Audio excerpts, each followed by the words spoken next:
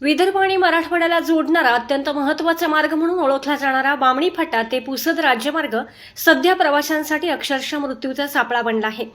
तब्बल 3 वर्षांपासून या रस्त्याचं काम अत्यंत कासवगतीने सुरू असून सार्वजनिक बांधकाम विभाग आणि ठेकेदाराच्या ढिसाळ कारभारामुळे नागरिकांचा संयम आता पूर्णपणे तुटला आहे।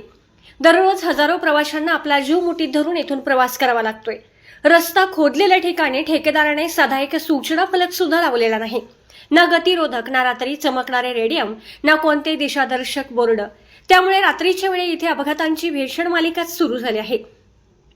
बामणी फाटा हे परिसरातील 20 ते 25 गावांचे मुख्य बाजारपेठ केंद्र आहे। त्यामुळे इथे दररोज शेकडो जड वाहने, 4 चाकी आणि दुचाकींची मोठी वर्दळ असते। पण सध्या इथे रस्ता नाही तर फक्त धुळीचे साम्राज्य आणि खड्ड्यांचे राज्य पाहायला मिळत आहे।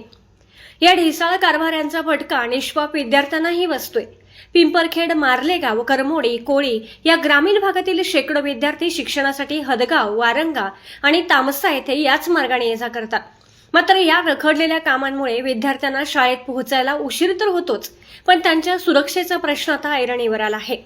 स्थानिक नागरिक आणि वाहनधारकांनी सार्वजनिक बांधकाम विभाग आणि लोकप्रतिनिधींकडे वारंवार तक्रारी केल्या, पण प्रशासनाला अजूनही जाग आलेली नाही।